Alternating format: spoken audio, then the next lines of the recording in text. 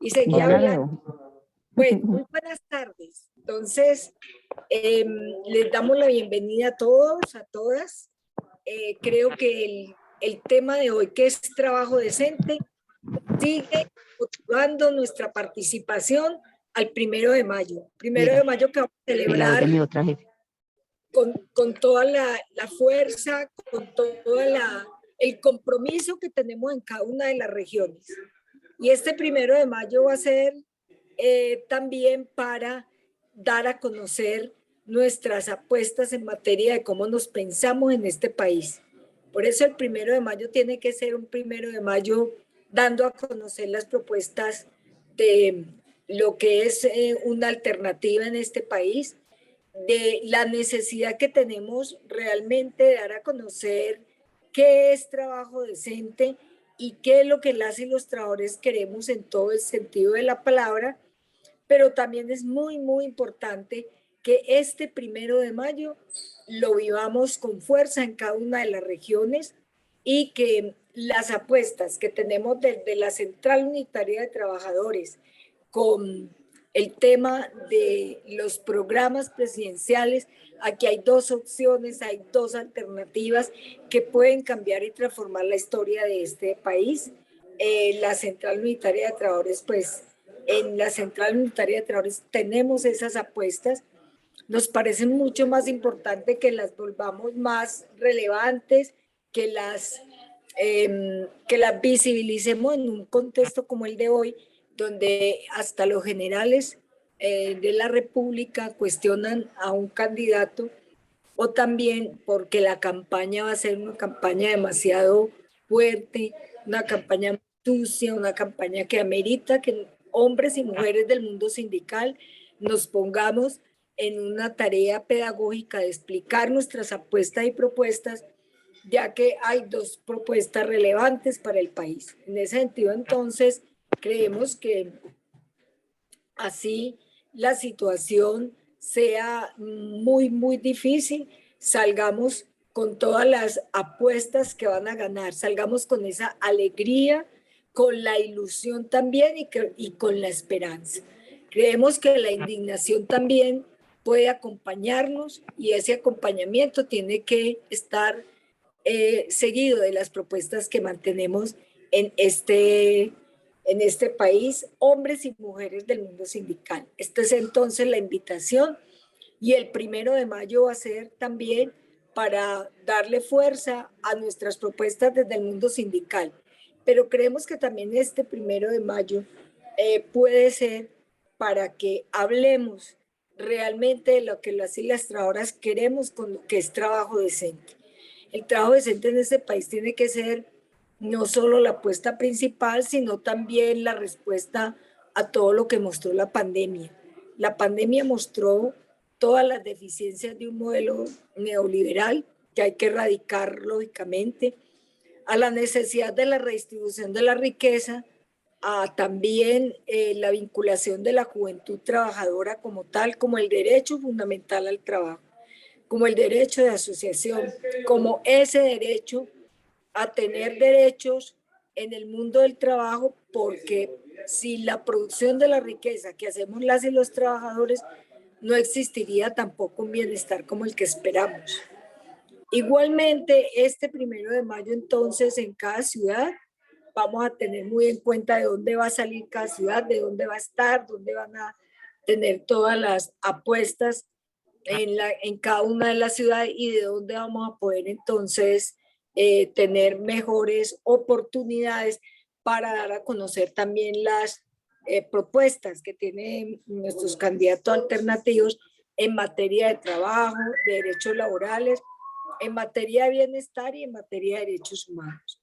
Esa es la apuesta principal, que nos pensemos este país. Desde el Comité Ejecutivo mandamos este mensaje, pensarnos el país, saber cómo lo transformamos y hacia dónde queremos ir con este país, hombres y mujeres del mundo sindical. Bueno, nos acompaña hoy Carlos Julio Díaz Lotero. Bienvenido, Carlos Julio. Él es el director de la Escuela Nacional Sindical. Nos acompaña también Alice Telles y Miriam, quienes hacen la presentación de Carlos Julio con el tema de trabajo decente, que es un tema bastante álgido que tiene muchas aristas y que qué bueno saber y conocer qué podemos hacer en esta etapa. Entonces, doctora Alice, por favor nos presenta el tema y nos presenta también a doctor Carlos Julio. Claro que sí, Ligia. Muy buenas tardes para todos. Es un gusto saludarlos de nuevo en este espacio. Agradecerle a cada uno de los asistentes por su fiel compañía, dado que para el equipo jurídico de la central es de suma importancia el fortalecimiento de estos espacios. El día de hoy, como lo mencionó nuestra directora jurídica, hablaremos sobre el trabajo decente, entendiendo este como un trabajo digno que origina un salario honesto, protege los derechos y garantiza la igualdad de género o asegura una protección laboral. Es decir, que permite vivir a la persona y a su familia en condiciones decentes, cubriendo sus necesidades básicas. Es por esto que esta figura es muy importante para la reactivación económica y que esta apunte a la unión de los de esfuerzos y acuerdos que promuevan un horizonte promisorio, siempre enmarcado dentro de los principios del trabajo decente y el respeto de los derechos laborales de todos y todas. Por esto para mí es un gusto eh, tener con nosotros el día de hoy al compañero Carlos Julio Díaz, como mencionó nuestra directora jurídica, es presidente, perdón, es el a nuestro compañero Carlos Julio Díaz, quien es contador público graduado de la Universidad de Medellín. Su carrera sindical la inició a los 30 años de edad en ANEBRE, en el sindicato del Banco de la República, entre 1993 y 2013. Perteneció al comité ejecutivo de la CUT Antioquia, de la que fue su presidente durante 10 años, y es socio y actual presidente de la Escuela Nacional Sindical desde el año 2006. Eh, Compañero Carlos Julio, tiene el uso de la palabra. Bueno, gracias por la invitación. Un saludo muy especial a Ligia, a todo el equipo jurídico de la Central Unitaria y obviamente muy contento de acompañarlos. Bueno, yo tengo aquí unas diapositivas, voy a presentarlas para compartir unas ideas. No sé si ahí están viendo ya la... Sí, señor. Bueno, ahí se está viendo, ¿cierto? Bueno, cuando Sí. hablamos de trabajo decente, vamos a recordar la definición o el enfoque que tiene la OIT, porque hoy todo el mundo habla de trabajo decente, empezando por el gobierno. El presidente Duque en el plan de desarrollo habla de trabajo decente. Pero la OIT tiene en su concepto estas 4 dimensiones. La primera dimensión hace referencia a políticas activas para la generación de empleo. Estamos haciendo referencia a el derecho más importante o el primer derecho, digamos, al que debe acceder un trabajador, que es el derecho al trabajo. Digamos, si uno tiene trabajo, ya podría hablar de la segunda dimensión, que son los derechos en el trabajo. Entonces, hay que diferenciar derecho al trabajo, que es la primera dimensión del trabajo decente. Hablamos de oportunidades e ingresos. Y la segunda dimensión son derechos en el trabajo. Si yo no tengo trabajo, obviamente no tiene sentido hablar de derechos en el trabajo. Entonces, la primera dimensión es el punto de entrada al trabajo decente, es decir, es el acceso, digamos, a una oportunidad laboral, aprovechar una oportunidad laboral que te genere unos ingresos que te permita acceder a un mínimo vital, a unas condiciones, digamos, de vida digna. El concepto de lo decente está obviamente articulado al concepto de lo digno. Lo vamos a mirar ahora. Una vez resuelto el tema del derecho al trabajo, producto de la política económica, porque este es un tema que lo resuelve es la política económica, no, es un tema que vamos a mirarlo ahora un poquito más en detalle, accederíamos a la segunda dimensión, que es los derechos en el trabajo. Y el primer derecho a que hace referencia la OIT es el derecho a la libertad sindical, que es el derecho de negociación colectiva, el derecho de hacer parte de un sindicato, el derecho de la huelga como mecanismo de presión en los procesos de negociación. Este es un derecho que es procedimental y es un derecho que es mucho más importante que el derecho sustantivo. Digamos, el derecho sustantivo es el derecho que nos da la ley. Y a través de la negociación colectiva yo puedo mejorar el derecho sustantivo. Entonces, este es un derecho que nos permite ampliar y mejorar derechos. Por eso es un derecho que es mucho más importante que el derecho sustantivo. Y adicional, digamos, a este derecho procedimental, que es más importante que el derecho sustantivo, hay tres preocupaciones de la OIT y que debemos en la política pública tratar de erradicar de la sociedad en las prácticas empresariales. El primero es el trabajo forzoso. Recordamos que en el mundo hay hoy más de 30 millones de seres humanos en esclavitud laboral. Estamos hablando de la trata de personas, la esclavitud en la prostitución, en minería, en agricultura. Hay muchos seres humanos hoy bajo condición de esclavitud en pleno siglo XXI. La otra es el trabajo infantil, hay que eliminarlo, hay que abolirlo. Colombia todavía ese tema no lo ha resuelto de manera definitiva. Y lo otro es la eliminación de las diferentes formas de discriminación laboral, sea por color de la piel, sea por opción sexual, sea por ubicación de residencia. Hay jóvenes que viven en barrios populares que no tienen posibilidad de acceso a un trabajo porque están estigmatizados por el barrio en el que viven. Adicional a este tema de los derechos en el trabajo, obviamente está todo el debate normativo en Colombia. Estamos hablando del Estatuto del Trabajo, que es una promesa constitucional de hace más de 30 años. Estamos hablando de precisar qué se entiende por servicio público esencial. Está la eliminación de las formas ilegales de intermediación laboral. Está la ampliación, digamos, de la negociación, como lo ha recomendado la OCDE, por sectores económicos, no a los textos colectivos donde hay sindicato y cosas por el estilo. Entonces tenemos ahí una agenda normativa importante en esta segunda dimensión que hace parte también de los temas que en la coyuntura política electoral de hoy hay que ponernos en la agenda del debate electoral. Y obviamente en Colombia el acceso a la protección social sigue estando asociado al trabajo. No debería ser así hoy en un mundo donde el trabajo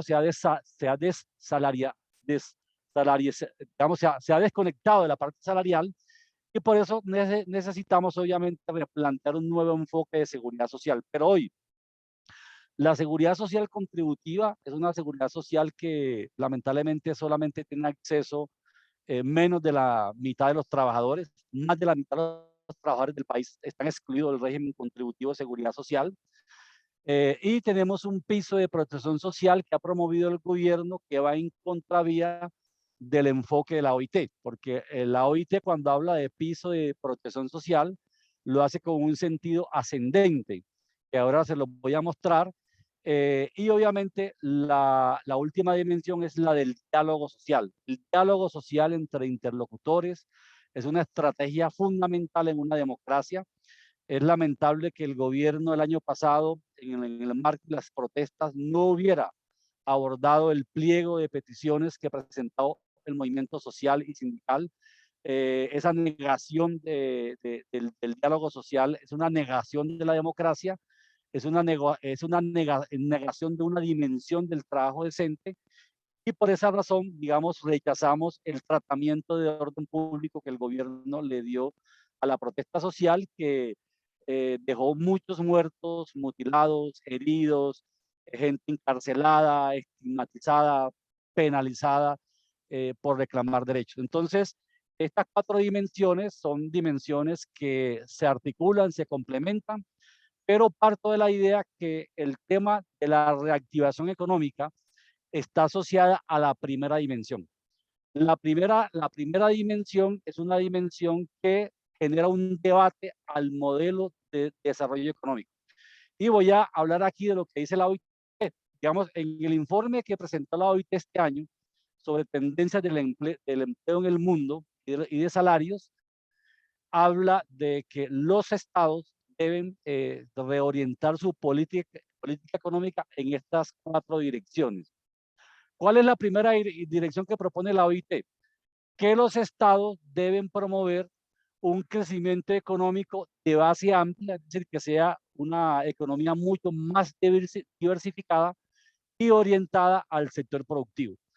Eso es muy importante entenderlo, porque Colombia, voy a mostrar ahora aquí uno de los temas que hablaban ahora del fracaso de este modelo, lo decía Ligia, si no estoy mal, digamos, ¿qué fue lo que dejó la pandemia, digamos, como un fracaso, que nos demostró que es un fracaso? El concepto de Estado mínimo que nos trajo el modelo neoliberal, un Estado que le entregó al sector privado absolutamente todo, le entregó al mercado. El Estado delegó en el mercado la seguridad social, delegó la salud, delegó la educación, delegó la vivienda, delegó los servicios públicos domiciliarios, y vimos que esa delegación, digamos, al negocio privado, de lo que deben ser derechos fundamentales, generó un problema, digamos, especialmente en la forma como se abordó la política de sanidad pública en este contexto de pandemia, que Colombia no tuvo un acierto y en el mundo occidental fue un fracaso absoluto,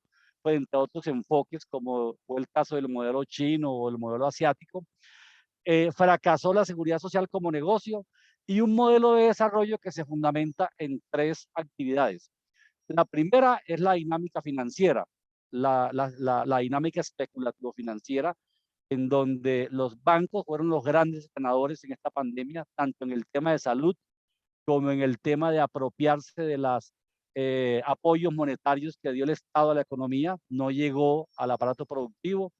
Lo segundo es la agroexportación, pasar no solamente en el banano, las flores, las frutas tropicales y el extractivismo primario exportador, el petróleo, el carbón, el níquel y cosas de este tipo. Entonces, este modelo es un modelo que aporta mucho al PIB, pero aporta muy poco a la ocupación. Por eso Colombia tiene tasas de crecimiento muy altas, pero no hay empleo, no hay ocupación. ¿Dónde se genera el empleo? Bueno, y lo otro que nos trajo el modelo neoliberal es que desvalorizó la importancia social del trabajo. El trabajo perdió importancia en la sociedad desde el enfoque neoliberal. Entonces, el trabajo no vale nada, el trabajo no es importante para el Estado. Eso que, frente a esto, ¿qué propone la OIT? La OIT lo que propone, bueno, vamos a cambiar ese modelo con base en la primera línea del trabajo decente, la primera dimensión, que es la política activa de empleo, de generar empleo. Lo que propone la OIT es promover el crecimiento económico de base amplia, es decir, es que sea una economía que se diversifique, es decir, que rompamos con el modelo extractivista, con el modelo monoexportador de frutas tropicales y el modelo especulativo. Entonces, la idea es que hay que tener una economía que se fundamente en la agregación de valor, en la tecnología, que el país produzca alimentos. Hoy sabemos que Colombia importa 14 millones de toneladas de alimentos. Colombia ya hoy importa la totalidad del trigo que consumimos, importa gran parte del maíz, digamos, que estamos consumiendo, importa gran parte del arroz que estamos consumiendo, del huevo, de la leche, de la carne. Los alimentos en su mayoría son importados y obviamente hoy tenemos un problema inflacionario en el mundo, producto de las dificultades en las cadenas de suministro, producto de la especulación, producto, digamos, de la concentración de los carteles y de la especulación abierta mediante la contención, digamos, de la oferta, digamos, de alimentos. Eso ha hecho hoy que tengamos un crecimiento, digamos, de precios en los alimentos. A eso súmele que el petróleo está por las nubes también. Esa es la base para producir fertilizantes. Los fertilizantes hacen sobrecostos en la actividad productiva del agro y tenemos hoy una tasa de cambio bordeando los 4.000 pesos por dólar. Todo esto sumado es lo que explica por qué los alimentos han crecido y han desbordado el crecimiento salarial que se hizo a inicios del año, de acuerdo con el incremento acordado en la mesa de concertación. Entonces, la OIT dice, hay que romper con este modelo especulativo, este modelo extractivista, este modelo monoexportador de frutas tropicales y tener una base amplia y fundamentalmente darle mayor prioridad al empleo productivo. Los trabajadores, por principio, somos amigos del capital que produce. Somos enemigos del capital que especula. Entonces, ahí está el gran debate entre la producción y la especulación. Este es un modelo que promueve la especulación y la OIT lo que dice es que debemos, como lo ha planteado el sindicalismo, tener un enfoque productivo, un enfoque que produzca alimentos, un enfoque que produzca vivienda, que produzca infraestructura económica, que produzca tecnología, que produzca camisas, zapatos, que produzca servicios públicos domiciliarios, que produzca energía, que produzca vacunas, que produzca infraestructura social, es decir, hospitales, universidades, colegios. Entonces, ese es un poco el enfoque que plantea la OIT y creo que esta primera propuesta de la OIT, detrás de esto hay todo un debate del modelo económico neoliberal. Pues la OIT no lo hace de manera abierta, pero nosotros debemos desarrollar esta idea. ¿Cómo lograremos que esto sea posible? Y obviamente la única forma es replanteando la política crediticia. Necesitamos en Colombia recuperar el concepto de trabajo decente en la política pública a través de el crédito de fomento. En Colombia hay que volver a hablar del crédito de fomento, el crédito a bajas tasas de interés, que se le preste a bajas tasas de interés a los productores, a los que producen alimentos, a los que producen vivienda, a los que producen bienes tangibles, a los que producen ropa, a los que producen zapatos, a los que producen cemento, a los que producen, digamos, todo el tema asociado a la economía productiva, a la economía física. Entonces, eso es lo primero. Lo segundo que también necesitamos recurrir temporalmente a la protección arancelaria. Hay que, hay que defender las industrias nacientes a través de políticas arancelarias. Esto no es para dejarlo hasta el fin de los tiempos. Los aranceles hay que irlos disminuyendo en la medida que la economía se desarrolle tecnológica y productivamente. De igual manera hay que recuperar un concepto que tuvo la política pública para el agro, que es el concepto de precios de garantía o precios de sustentación. Vamos a garantizarle un precio de compra a los agricultores colombianos, a los campesinos, para que puedan tener rentabilidades en la producción agropecuaria. Esos son temas que en el pasado los tuvimos. No sé si algunos recordarán lo que fue el IDEMA. El IDEMA compraba, digamos, la producción agropecuaria a un precio que garantizaba una rentabilidad mínima a los campesinos. Hoy eso ha desaparecido. Necesitamos, obviamente, asistencia técnica. Hay que eliminar la intermediación mafiosa, digamos, que le compra a precio de miseria a los agricultores y lo vende a precio exorbitantes en los mercados urbanos a los que hacen la intermediación, digamos, que el Estado ha permitido que eso exista. Hay que acabar con esa intermediación y crear posibilidades de comercialización directa por parte de los campesinos en los sectores urbanos. Eso yo creo que es un tema que también hay que hacerlo ahora en esta nueva dinámica. Y obviamente el país tiene que hacer grandes esfuerzos en infraestructura económica, ferrocarriles, carreteras, puentes, para generar productividad en la economía y, y hacer una mayor inversión en ciencia y tecnología. Digamos, la clave de la productividad son dos cosas: ciencia y tecnología e infraestructura económica, especialmente de transporte. Entonces, esos son temas que harán parte de la nueva propuesta de gobierno que con seguridad va a ganar, y que obviamente el trabajo esté asociado a esa transición productiva. Es decir, si hacemos esto, va a haber una transición del empleo, porque cuando hay empleo, digamos, en sectores que agregan valor, que son más productivos, se pueden pagar mejores salarios, se puede permitir ampliar derechos a través de la negociación colectiva y con seguridad pues vamos creando una base, digamos, de demanda interna que a su vez es un círculo virtuoso para ir ampliando, digamos, un mercado interno que hoy está bastante debilitado. Complemento a esto, ha dicho la OIT, apoyar los ingresos de los hogares. Estamos hablando de propuestas como la renta básica y la transición en el mercado de trabajo. Es decir, fundamentalmente, diferente a lo que propone la misión de empleo del gobierno, que el desempleo tecnológico es justa causa de despido, lo que debemos hacer es recalificar al trabajador, reubicar al trabajador en sectores económicos que van surgiendo y que hay que recalificarlos para que estén a tono con las nuevas tendencias tecnológicas, y eso lo debe hacer una empresa, una entidad pública como el SENA, que es muy sentida, que está en el corazón del sindicalismo, de los trabajadores, y que hay que fortalecer el perfil. Digamos, de transición, digamos, en el mundo del trabajo. Sobre esa base, pues, en vez de debilitar al SENA y entregar la formación a multinacionales, hay que fortalecer al SENA en la capacidad, digamos, de recalificar al trabajador en procesos tecnológicos cada vez mucho más sofisticados. Lo otro es fortalecer los fundamentos institucionales necesarios para un crecimiento y un desarrollo económico inclusivo. Estamos hablando aquí de que el Estado, hay que fortalecer el Estado, es decir, pasar del Estado mínimo, que el Estado le entregó todo al mercado, a un Estado que recupere fundamentos institucionales, como cuáles, la seguridad social.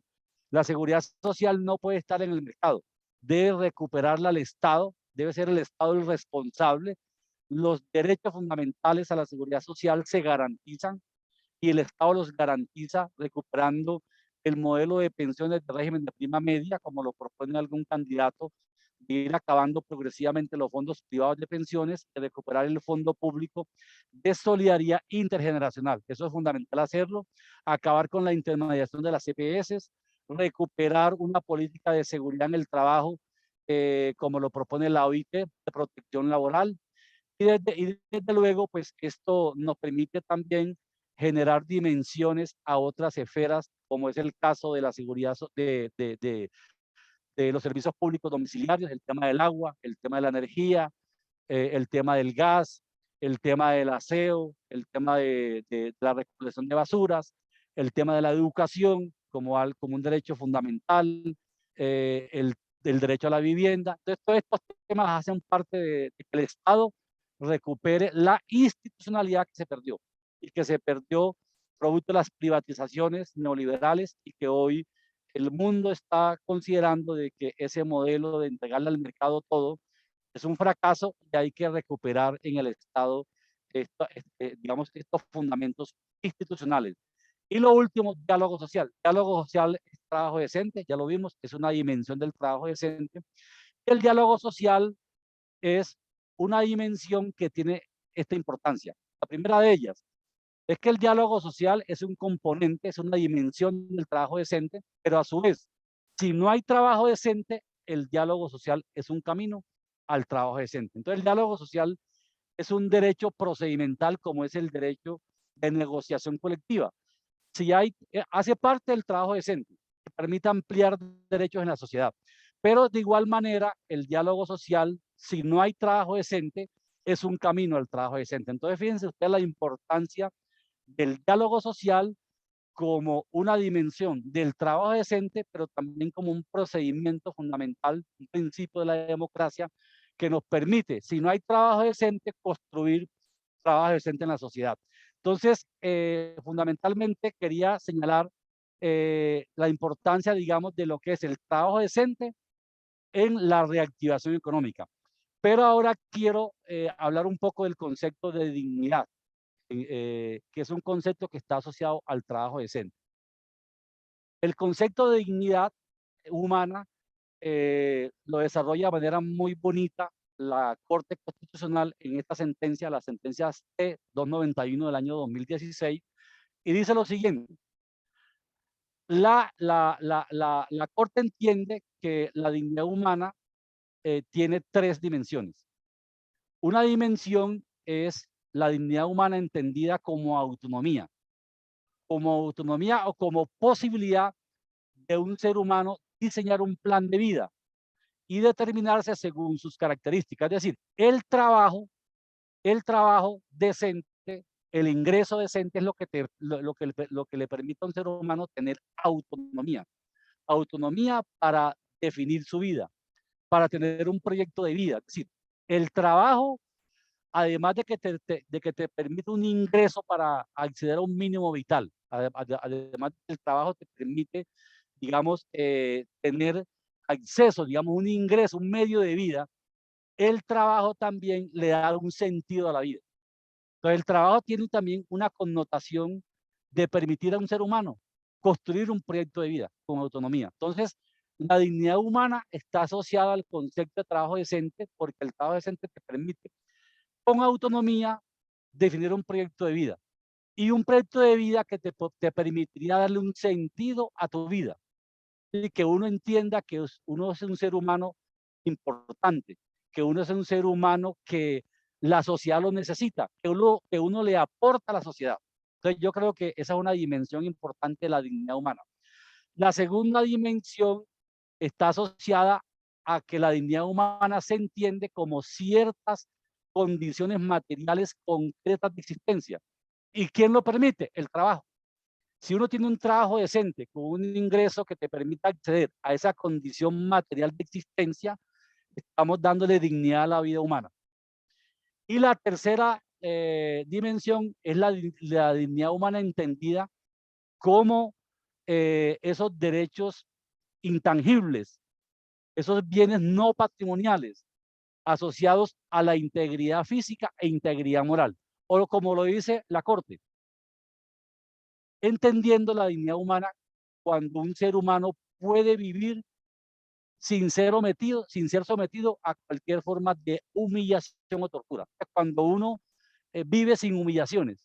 Entonces, fíjense usted, la dignidad humana está asociada a tres cosas: autonomía, condición material de existencia y vivir sin humillaciones. Esas son las tres, digamos, condiciones de la dignidad humana, y esas tres condiciones indiscutiblemente están asociadas al concepto de trabajo decente, que es un concepto que te permite eso, vivir con autonomía, tener una condición material de existencia y vivir sin humillaciones. Y vivir sin humillaciones es poder negociar en el trabajo, negociación colectiva, ampliar derechos, poder replicar, limitar el poder absoluto del empleador si no hay sindicato. Entonces, el sindicato es un límite al poder empresarial. Un sindicato introduce un principio democrático en una empresa cuando limita el poder empresarial. Mírenlo desde el punto de vista de la democracia. Un principio fundamental de la democracia es el principio de pesos y contrapesos. El equilibrio de poderes, que es lo que este gobierno acabó. Este gobierno acabó el principio de pesos y contrapesos, porque el gobierno hoy controla a la Procuraduría, a la Defensoría, a la Contraloría, a la Fiscalía. Entonces, el gobierno controla el Congreso, tiene incidencia en la justicia. Entonces, el gobierno hoy acabó, digamos, el principio de pesos y contrapesos. Un sindicato, cuando surge en una empresa, automáticamente introduce un principio de pesos y contrapesos. Es decir, introduce democracia en la empresa, porque el empresario, el gerente, ya no maneja con arbitrio absoluto la gestión de la empresa. Tiene que negociar con el sindicato muchas cosas, no todo, pero ya hoy la gestión de la empresa tiene que compartirse en parte con los trabajadores cuando están organizados en un sindicato. Entonces, desde ese punto de vista, el tema, digamos, del trabajo decente como un concepto asociado a la dignidad humana y como un concepto asociado a la reactivación de la economía, ya lo estaba mostrando, es un tema que nos invita a esta primera dimensión, que es la dimensión que es el primer derecho al que tendría derecho un trabajador, que es derecho al trabajo, porque si no hay derecho al trabajo, no hay derechos en el trabajo, no hay protección social, es contributiva, porque la protección social, el piso que creó el gobierno es una miseria, y lo voy a mostrar ahora con lo que la OIT entiende como piso de protección social. El piso de protección social, como lo entiende la OIT, es muy diferente a la forma como lo entiende el gobierno de Duque, porque el gobierno de Duque plantea el piso como un piso descendente, más que un piso es un sótano, sin esperanza, un sótano oscuro. Miren lo que plantea la OIT. La OIT lo que dice es lo siguiente: el piso tiene, digamos, una dimensión inicialmente de garantizar perdón, el piso tiene, como primero el acceso a 4 garantías mínimas. ¿Cuáles son las 4 garantías mínimas? El acceso a un conjunto de bienes y servicios a salud, que debe ser fundamentalmente un concepto asociado a servicios dignos en salud. Pero al lado de la salud, que es un derecho fundamental que no puede estar desmejorado frente a otros derechos de los regímenes contributivos, hay 3 momentos de la vida humana en donde usted requiere un apoyo, digamos, de tipo de transferencias monetarias, que son en la niñez, cuando usted es un niño y no hay un ingreso en la familia que le permita acceder a una nutrición básica mínima, ese niño tiene derecho a un ingreso mínimo que le permita acceder a un mínimo vital. Uno como trabajador activo, como trabajador adulto, si está sin empleo o el ingreso no te permite acceder a un mínimo vital, el Estado tiene que complementar el ingreso que uno tiene, o si no lo tiene, acceder, digamos, a un subsidio al desempleo que te permita acceder a ese mínimo vital.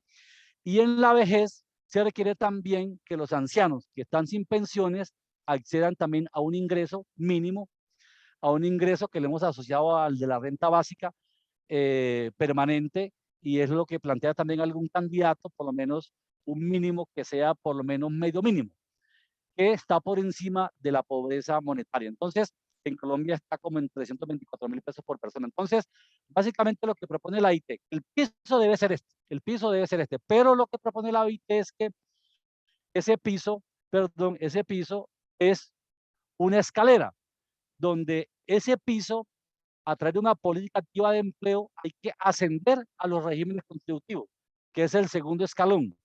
Y ese régimen contributivo, digamos, de prima media en pensiones, de salud y de riesgos laborales, si algún trabajador que tenga ingresos muy altos quiera complementarlo con una afiliación a un ingreso voluntario, que es básicamente lo que está proponiendo hoy la candidatura, la propuesta de Petro y de Fajardo, que es básicamente de crear un sistema de pilares, que también lo ha planteado el Banco Mundial y lo ha planteado la OIT, y creo que es una propuesta que hoy es viable, digamos, políticamente, y que no tendría descalificación, incluso de organismos internacionales como la OIT, el mismo Banco Mundial. Entonces, ustedes miran que esta propuesta es ascendente, digamos, de pasar del piso a los regímenes contributivos, que sería el segundo piso, y un tercer piso que sería los seguros voluntarios de los regímenes individuales.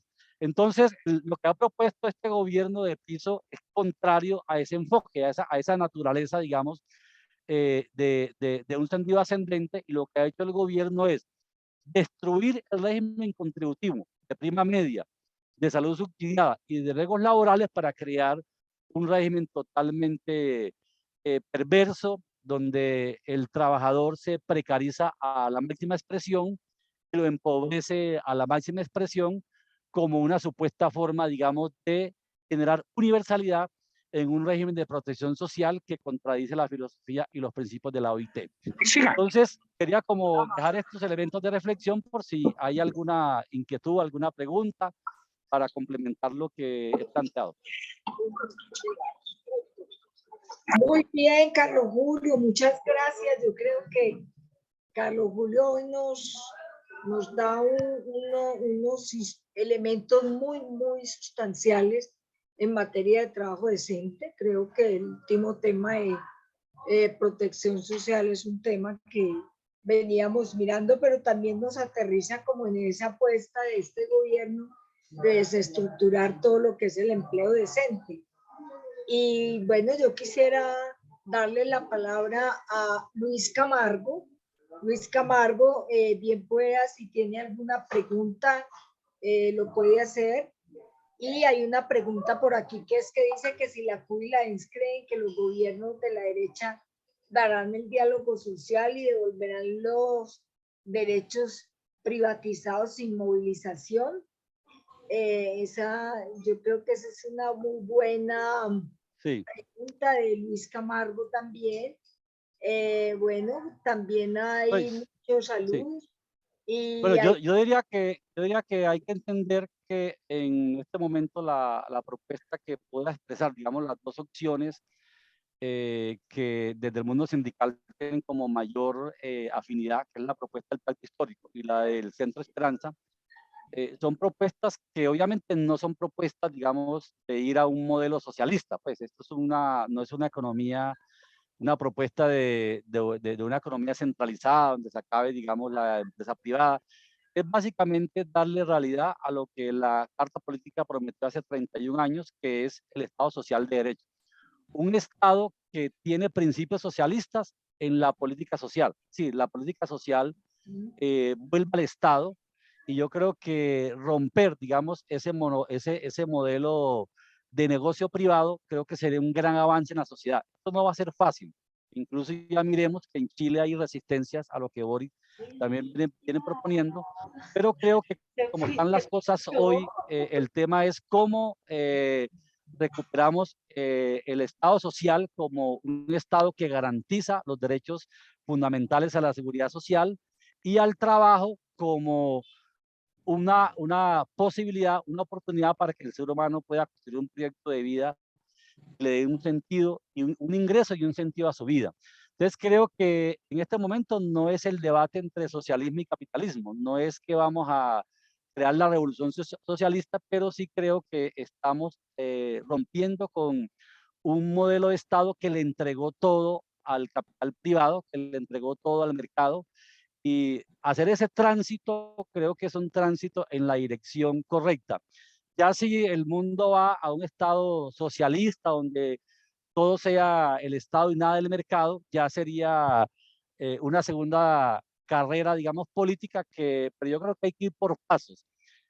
Si no podemos lo menos, no podemos lo más. Yo creo que si logramos que el Estado social de derecho que prometió la Carta Política sea una posibilidad, si eso lo logramos, me parece que es un avance. Eso no contradice la posibilidad o la propuesta que algunas yo no descalifico, pues yo creo que si el socialismo, algunos creen que sigue siendo una opción, no la descalifico, ¿cierto? Pero sí creo que plantar eso hoy como posibilidad, cuando el Estado social de derecho todavía es una promesa que se quedó en la letra, muerta en la Carta Política, creo que entender eso. Y en el mundo, esa es un poco la tendencia que está en América Latina, lo que está haciendo el presidente de México. Creemos que el presidente Lula va a volver al gobierno en Brasil.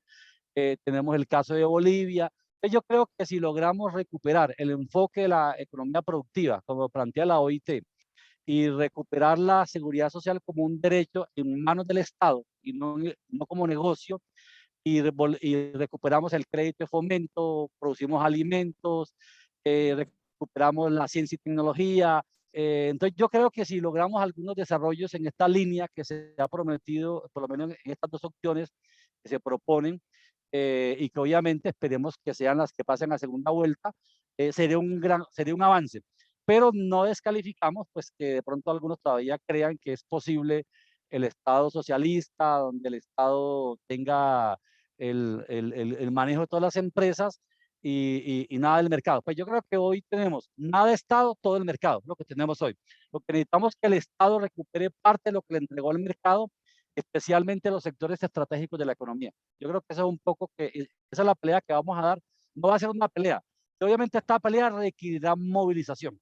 Esto no está desatado de la movilización social, en eso estoy totalmente de acuerdo. Esto no es un tema, digamos, con los brazos cruzados, esto va a ser una pelea en las calles.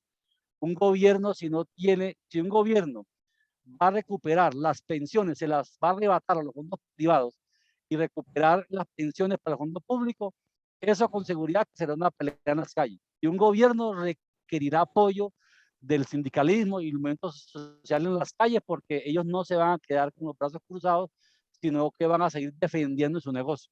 Imagínense lo que le pasó a Petro como alcalde. No sé, traigan a la mente ustedes eso, lo que le pasó a Petro como alcalde. Imagínense que lo destituyeron, lo bloquearon, le pusieron demandas, le congelaron su ingreso. Imagínense lo que le pasó a Petro cuando fue alcalde.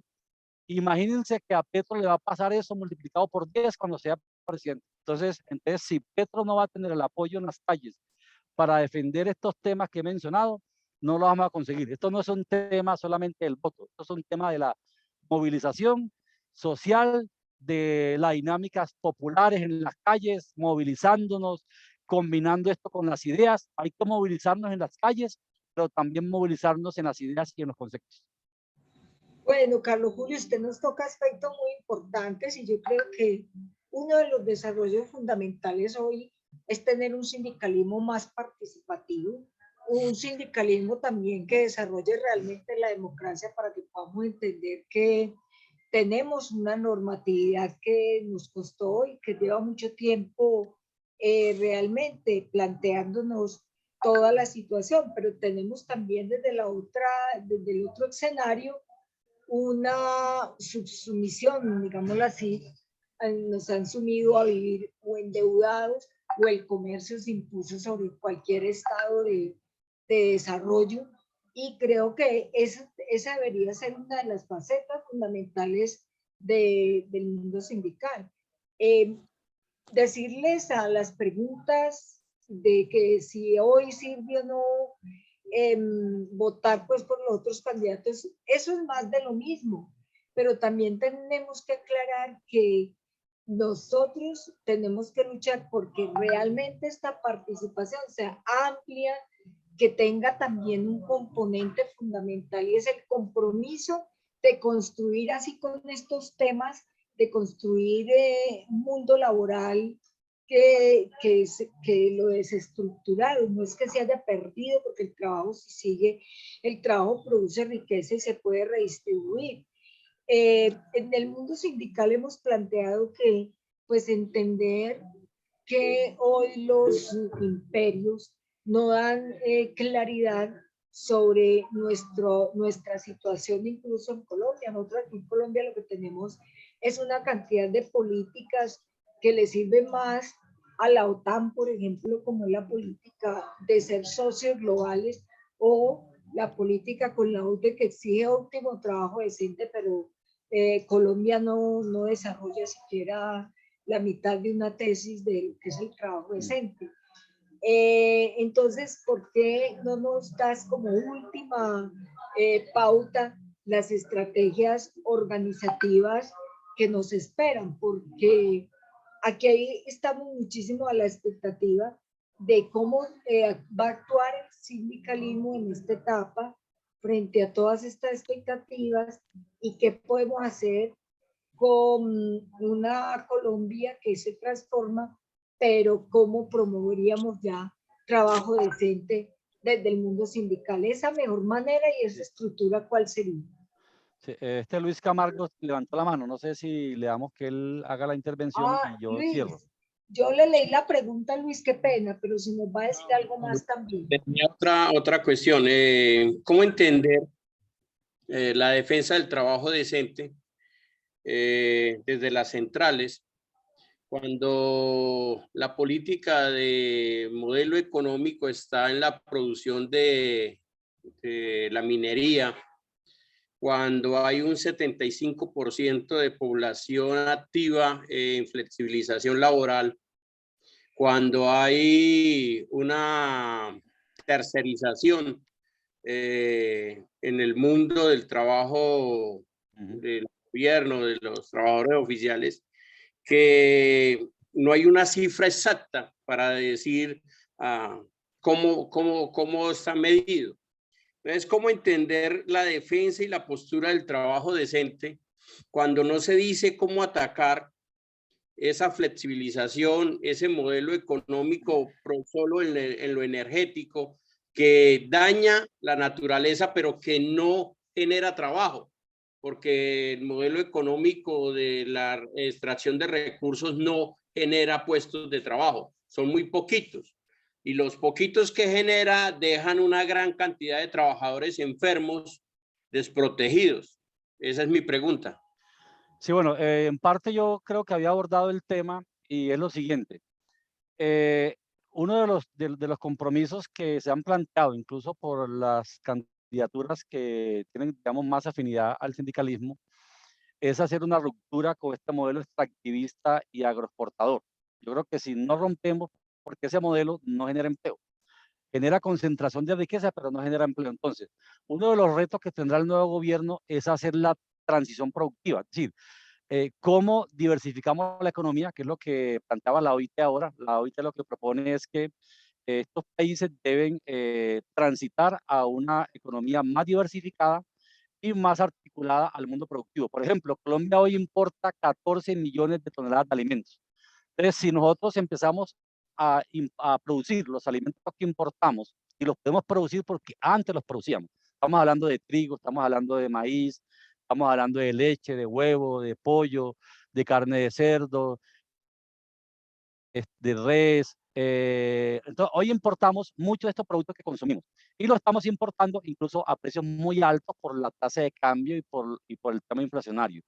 Lo otro es que hay que aprovechar que producto de la pandemia y producto, digamos, de la guerra que hay hoy, digamos, del conflicto que hay en Europa, hay dificultades en la cadena de suministro y hay una tendencia a que muchas empresas se relocalicen. Entonces, creo que la relocalización empresarial es un tema que va en vía contraria a la globalización.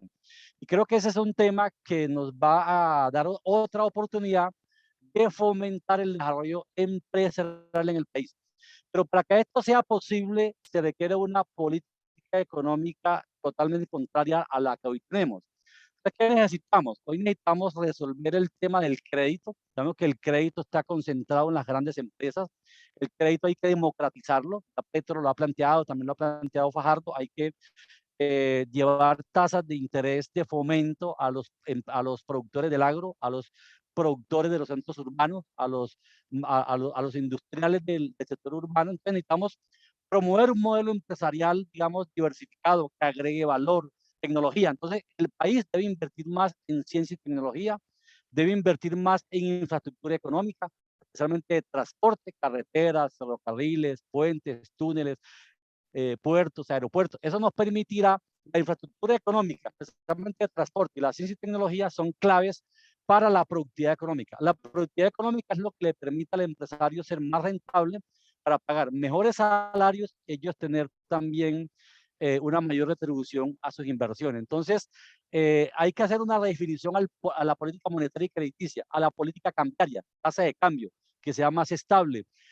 a la política arancelaria, a la ciencia, a la política de ciencia y tecnología, al gasto público, especialmente en temas de transferencias monetarias a las familias más pobres, sea renta básica permanente o de emergencia, especialmente los pensionados, tener mucho diálogo social para escuchar ideas y propuestas de la academia, de los investigadores, de los economistas democráticos, del sindicalismo, del mundo social, y obviamente, pues, tener una minería responsable, una minería que sea amigable con el entorno, con el ambiente, que no utilice, digamos, químicos que contaminen, que destruyan.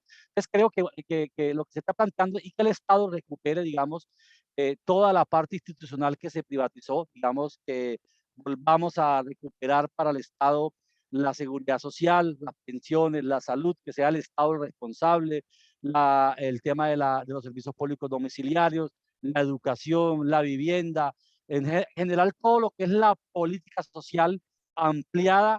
Esos son temas que el Estado debe ser el protagónico y todo eso implica una redefinición del modelo económico y social que hoy tenemos, que es un modelo que le entregó todo al mercado, al capital financiero. Entonces, eso es un tema que requiere un redireccionamiento de la economía, que va a requerir también mucho debate en el país, mucha movilización social en las calles y obviamente mucho diálogo para tramitar, digamos, muchas propuestas, muchas ideas. Y creo que eso es un poco el escenario en el que podríamos transitar a un mundo diferente. Entonces, creo que esto es posible. Otros países lo están haciendo, lo han hecho y creo que es posible transitarlo. Y obviamente en el tema sindical, entender que el sindicalismo necesita romper dos barreras. La barrera del crecimiento y esa barrera se consigue si tenemos más empleo formal, porque hoy solamente el 10% del empleo en Colombia es un empleo formal, un empleo con derechos. El resto es un empleo tercerizado, lo que tú dices ahora, o el trabajador de la calle, el trabajador de cuenta propia que inventa el puesto de trabajo. El 90% del empleo está vinculado por formas ilegales de vinculación, que eso hay que resolverlo. Eso hay que resolverlo en el Estado. Hay más de 1 millón de contratistas, hay muchos vínculos laborales a través de contratos sindicales, a través de SAS, a través de cooperativas. Entonces hay que darle una solución legal a esto. Y yo creo que eso hace parte de la agenda que el sindicalismo debe mover en el Congreso, el tema del estatuto del trabajo, el tema del derecho de huelga en servicios públicos esenciales, el tema, por ejemplo, de lo que tiene que ver con la negociación por sectores económicos. Esa es la apuesta que debe tener el sindicalismo, una estructura sindical sectorial que se complemente con mayor densidad sindical. la densidad sindical es posible si rompemos el límite al empleo formal, que como lo he dicho, en Colombia solamente el 10% del empleo es formal. Hay hay 4,5 millones de trabajadores en vínculos laborales ilegales. Eso hay que resolverlo con este Congreso que ya hoy tiene un perfil mucho más democrático. Y obviamente, pues, la informalidad laboral lo resuelve la política económica. El informal que está en la calle inventando su puesto de trabajo, eso se resuelve por la vía del empleo productivo que te señalan. Entonces yo creo que ese es un poco el camino. Carlos Julio, muchas gracias. Yo creo que nos has dado los elementos esenciales para esta lucha del 1 de mayo, para lograr que ese Congreso que elegimos entienda nuestras apuestas y propuestas, y para volver a estructurar un empleo que todavía tenemos todas las posibilidades con los elementos que nos has dado. Yo creo que este tema tiene que seguir en un tema de debate. Ya se nos acabó pues el tiempo, ya volvemos en otro espacio dentro de 8 días. Agradecerle a Carlos Julio esta excelente charla. Yo creo que quedamos muy motivados y motivadas. Creo que podemos tener la esperanza de estructurar diferente el empleo y sobre todo erradicar un modelo neoliberal que nos ha sumido a todos en la pobreza y hoy en el hambre. Muchas gracias, Carlos Julio, de la Escuela Nacional Sindical. Una feliz tarde para todos, todas. Y bueno, desde la radio también hoy nos vemos en la Central Unitaria de Trabajadores. Muchas gracias a todos y a todas y una feliz tarde. Bueno, hasta luego, Ligia, gracias. Y a Luis por la pregunta. Hasta luego. Hasta luego. Bueno. Chao. Hasta luego, que tengan una feliz tarde. Hasta luego, feliz tarde. Hasta luego, ¿Cómo? ¿Aló? Gracias a todos por acompañarnos. Hasta luego, chao. Chao.